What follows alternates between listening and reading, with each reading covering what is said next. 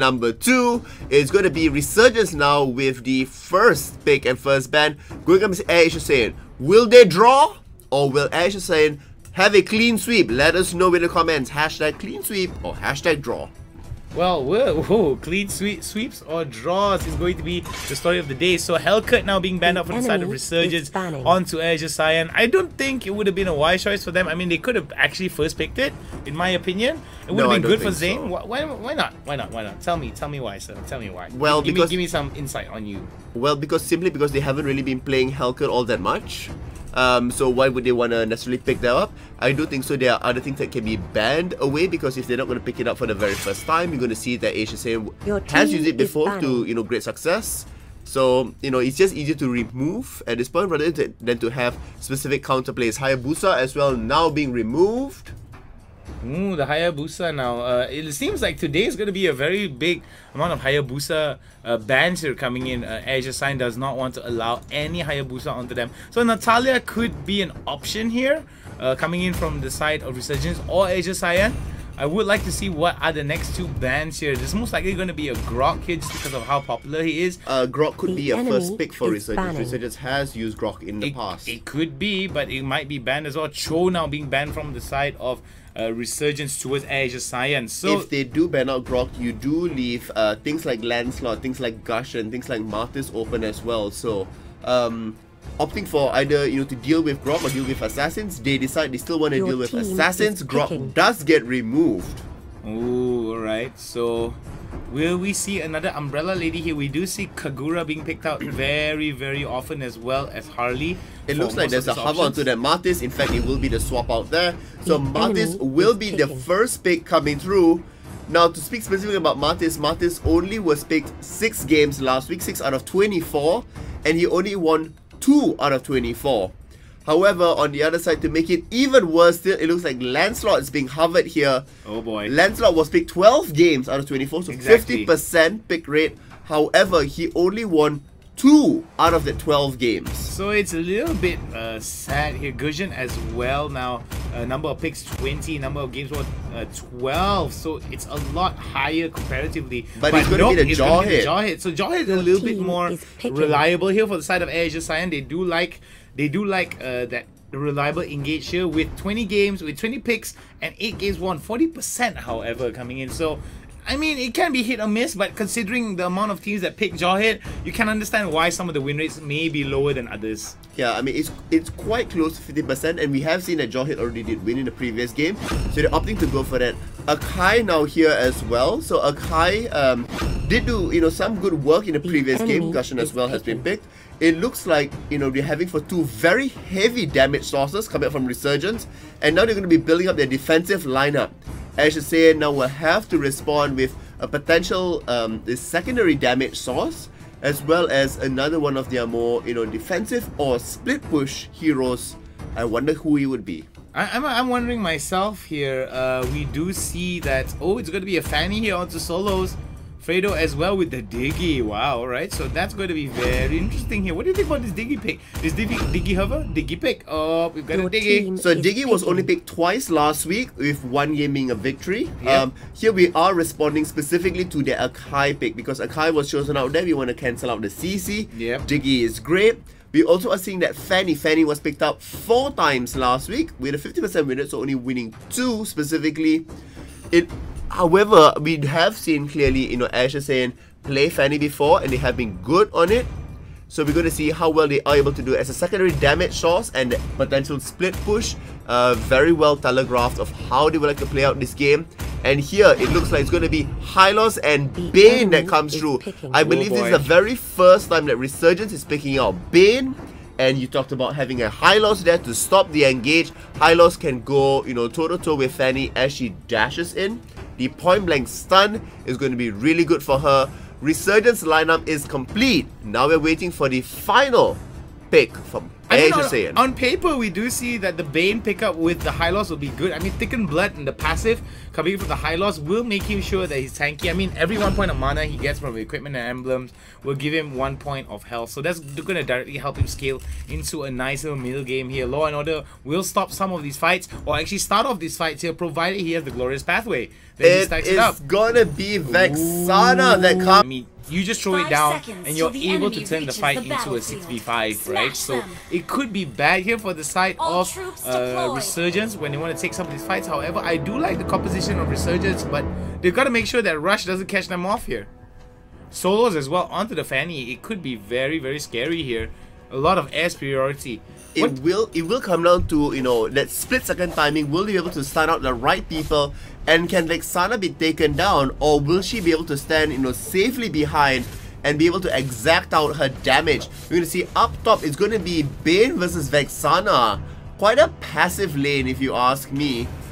Simply because they are able to move around. However, given that's being said, Zion in a little bit of trouble here. Fredo is already there, will be able to pull him back. So much damage going onto him, and that will be first blood. Vexana now scoring the first blood. Gripex, the man himself, getting the kill. We do see VC now over to the bot side trying to get some kind of proxy here. Oh, nice little dodge there coming in from VC. Pajahat not being able to hit. Tough game lined up for them. You're going to see that it's going to be another 45 seconds till the first turtle will spawn, and it's going to be really good given the fact that they have already, you know, Vexana with a little bit of an early lead, getting that first blood. We're going to see Bane trying to go back into lane, but Solos goes away and steals his jungle. Tough matchup for him, guys. Well, I mean, it is a very tough matchup here considering the proxy. Oh, that was a nice little Asura's Teeth there coming in from the side of Tsuna. They are going to try to push it out and get that proxy out, and there might be a dive here coming in. This is going to be bad here. Nice little dodge, and Pajahat gets away behind, but nope, it will be a kill off screen though. Pajahat tries to go for the juke school. Tsuna now trying to go for chase, and Pajahat gets away. Here comes Solos, doing a little bit of damage here with the cutthroat. Oh, more damage here onto Tsuna, getting those nice little steel cables out and just being a major nuisance here. I mean, so far, we're going to see that ASYN here being able to dodge away from any potential deaths that's there. We're going to see Vexana does manage to teleport back home as well. Turtle does get aggroed for a little bit just to check about what's going on here. ASYN in a huge commanding position very early on. And now we're going to see Jawhead now interact with the rest of the team. Will he be able to find the tossback? Does not. Back in the mid lane here, it's going to be Xanus going up against Solos. Does chip down a little bit of damage. However, with rest of the teams coming back from base, they will be able to start off Turtle here. The response from Resurgence is going to be a tad bit late. Will they be able to steal it? Who will get Turtle? It looks like the aggro does get dropped as both teams don't exactly want to be going for the main objective just yet. Pajahat putting on his dancing shoes, showing a lot of high skill here. Dodging a lot of the attacks coming in from the side of Resurgence. They won't be able to catch him out. And we do see that members of ASYN will be able to just hold off and try to stave off this push here. Priority being taken on to the turtle. I do like what Resurgence is doing here, but they need more priority if they want to take it off here. If they want to take up some of these objectives. We do see Solos now starting to move in. So priority could be on to getting maybe 1 or 2 kills here. Oh, a little bit of a charge there. I do like the fact that, you know, Resurgence is being very respectful, knowing that they have a little bit of a lane. There goes the Glorious Pathway. Smart missiles go out there coming in from the side of Rush. Rush leading the charge right into the ejector, and he might be going down first, but nope, it's going to be some kills here coming in from the side of ASYN. Solos now getting the first kill. We'll be able to get another one, another double kill here, and this is where Solos is able to take it out. With those 2 kills, they will be able to fulfill the requirement needed for them to take off the turtle without much contestation here. Pajahat will be able to go off. They don't have the numbers here coming in, but will he be able to get onto Zane? It looks like he will not be able to go up there. You know, they just want to be able to push out each and every lane. You know, extend that goal lead further. We're going to see the engage does come through, but Pajahat will be able to escape. Easy peasy. The next big objective is going to be Lord that will come up. So that's going to be another 100 seconds. Here we're going to see yet another time Bane gets demolished on the turret. Unfortunately, you know, with Vexana being able to lock him down into place and the additional damage coming through and the assistance of Diggie, that's going to be a way tough lane to be dealing with, especially with a Bane that has we've only gotten 3 deaths at this point. Yeah, I mean, it is really good coming in for that. Oh, we gotta be careful here. Coming in, it could be ASYN that tries to set off solos, as well as Penjahat trying to land up that Tornos, as well as the damage coming in from the side of Penjahat, and solos could actually get some kills over to the bot side. They don't have the priority over to the bot side here, so they are gonna opt towards getting this mid side. The pole coming in and will not get them down here. Zin jumps over the wall. Right now, Resurgence is suffering, behind by 3,000 gold.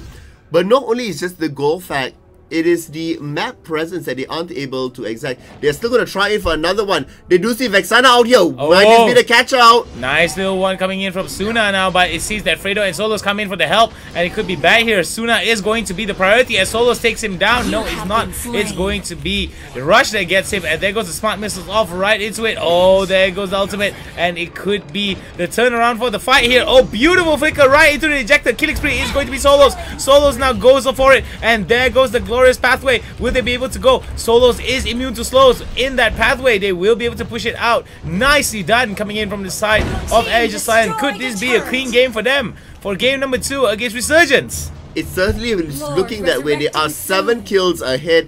Lord has now just spawned onto the map. However, Resurgence still, looking and trying to bait out for the team fights. I do respect that they, tried to go in for Vexana specifically. Unfortunately, did get turned around.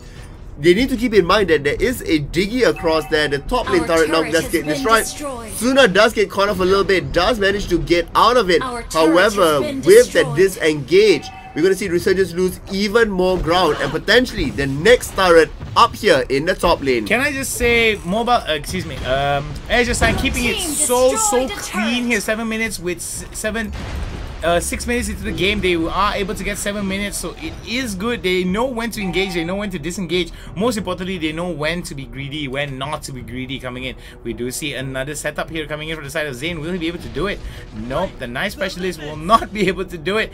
There is not enough damage coming in, and Rush with the smart missiles just, just casually taking. Oh, but no, Solos now keeping up to his name. Solos, ooh, nice dodges from Solos, but it's going to be the T that gets him. Tsuna now trying to get low, but it could be a dive. No, it will not be a dive here. VT pushes with the stun. Nice little call of judgment there coming in from the side of VT.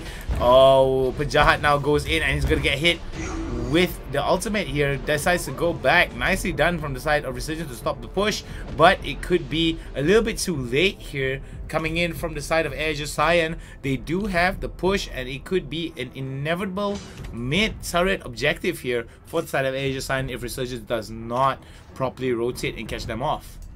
That is true. If Resurgence does not properly rotate and catch them off, it could also mean a lot take for coming off ASYN. We're going to see Rush does jump in here. Unfortunately, lacking a little bit of damage. Hylos is now here to respond to the aggression as well.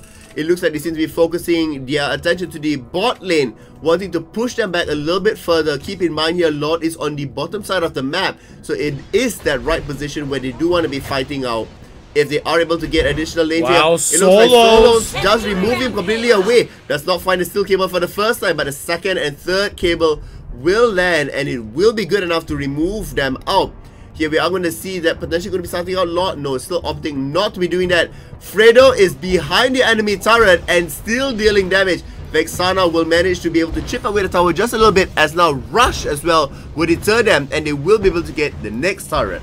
Nicely done coming in from the side of ASYN. Resurgence really needs to catch off Solos and mostly Rush here coming in, mostly because of the amount of damage that they do, and mostly because of this reliable engage with the ejector as well as the unstoppable force. So it's going to be very bad here for Resurgence if they're not able to get this, mainly because of, you get a numbers deficit. You immediately feel that there is going to be a lot of pressure that's being built up for them, and once you get more pressure, that means that you're not able to put in enough resources to stop that pressure, and it could bleed out and slowly choke away any advantages that you're trying to build for yourself.